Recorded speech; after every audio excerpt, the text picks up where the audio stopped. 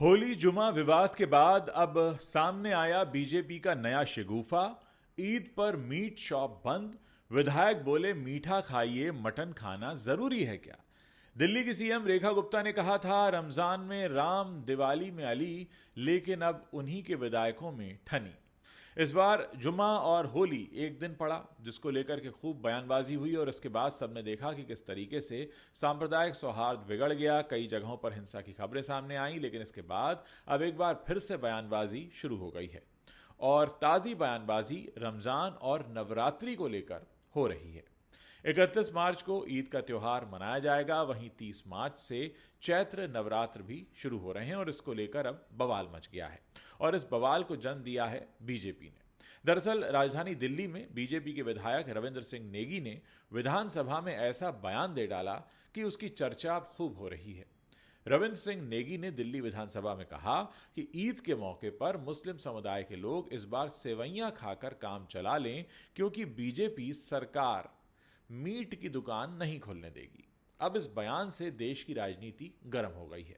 उन्होंने कहा है कि ईद है तो मीठा खाओ, मीट खाने को किसने कहा है।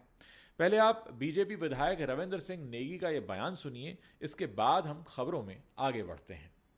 बिल्कुल, मंगलवार को अभी कुछ दिनों पहले मंगलवार को मैं कुछ मंदिरों में गया तो मंदिरों के ठीक सामने मांस की दुकान खुली थी, तो मुझे बड़ा बुरा लगा। तो मैंने व्यापारियों से निवेदन किया, भाई मंदिरों के आगे दुकान आप मंगलवार को बंद करिए।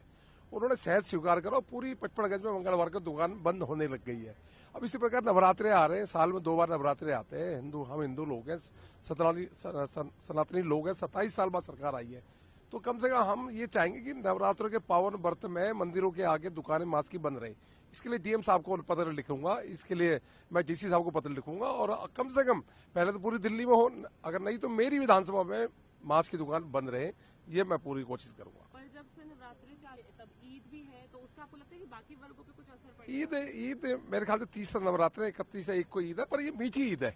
ईद इनकी दो ईद होती है, बकरा ईद होती है, मीठी ईद होती है। अगर मीठी ईद में सेवैयां खिलाएं, खीर खिलाएं, मीठा खिलाएं तो सही रहेगा। जरूरी थोड़ी है बकरा ईद का अलग डेट है, मीठी ईद का अलग डेट है, तो मुझे लगता है कि इसमें कोई वाद विवाद नहीं होना चाहिए। नवरात्रि है, पावन पर्व चलेंगे, लोगों के व्रत चलेंगे, लोग चाहते हैं उनकी आस्था को ठेस ना पहुंचे और दुकानें बंद रहे तो उसमें आपत्ति क्या है। रविंद्र नेगी जिस क्षेत्र से ये विधायक निर्वाचित हुए हैं, पहाड़गंज क्षेत्र है, वहां बड़ी संख्या में मुस्लिम आबादी है। यहां से कुछ दूर पर ही दिल्ली की मशहूर जामा मस्जिद है और रमजान का महीना होने के कारण इस क्षेत्र में रात के वक्त करीब 1 महीने काफी रौनक रहती है। इस दौरान मीट की शॉप्स खुली रहती हैं और कई व्यंजन खाने के लिए लोग दूर दूर से यहां आते हैं।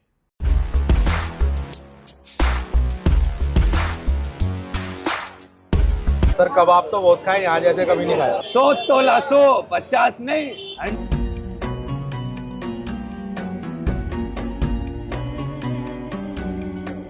तो इनका टिक्का भी बहुत शानदार होता है, बटर और मलाई में हिला के जो भाई खिला। चिकन करी, ये क्या निकाला जा रहा है? ये मटन कोरमा। और ये क्या है मेरे भाई? मटन नहारी। सही है जी। और आप रोटी देख रहे हैं और इतनी मोहब्बत से भाई कुरैशी कबाब।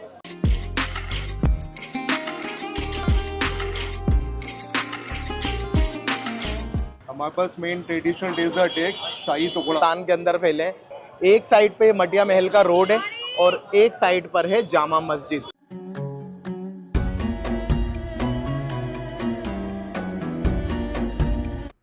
वैसे ये पहला मौका नहीं है जब बीजेपी ने इस तरीके के बयान से चौंका दिया हो।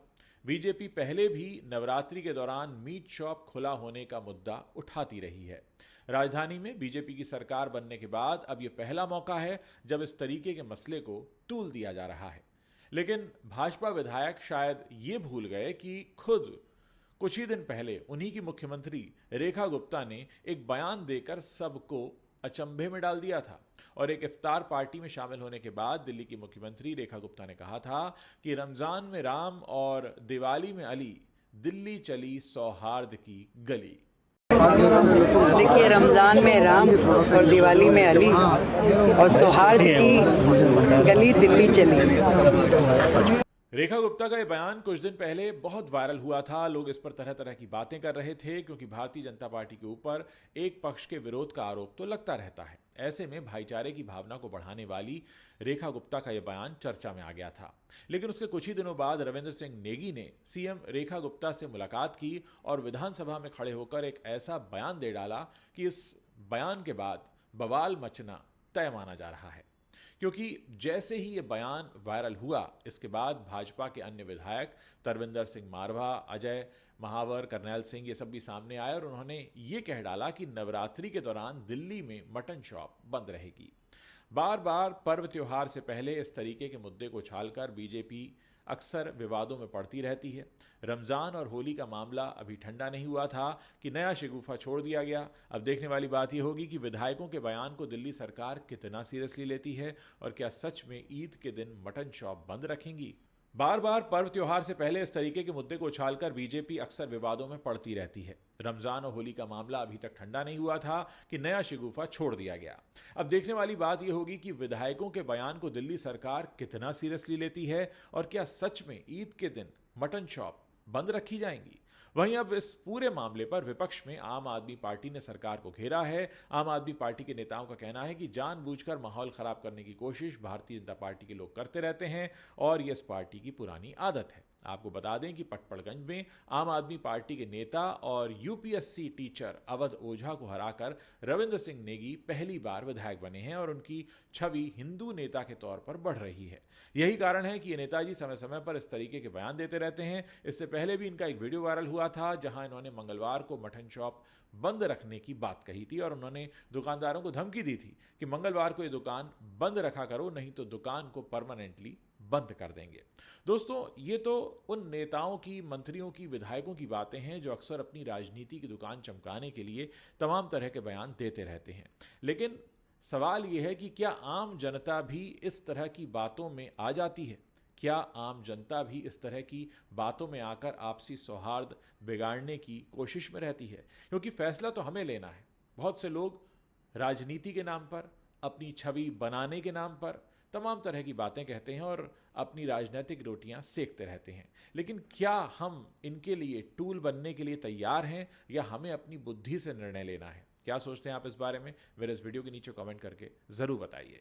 आपकी वजह से दूसरी जगह चले गए तो आपको जिम्मेदारी तो मिलेगी ना? नहीं, वो तो संगठन तय करेगा जी। हम लोग सब मोदी जी के अनुशासन वाले सिपाही हैं। जो संगठन तय करेगा वो सरमाथे में है। बाकी दिल्ली में इस बार भाजपा की सरकार आई और भाजपा की सरकार आई और दिल्ली वालों ने जो इतना मैंडेट दिया उसमें हम लोग काम करेंगे। और दिल्ली में होती है तो वो तो कोई भी जिसको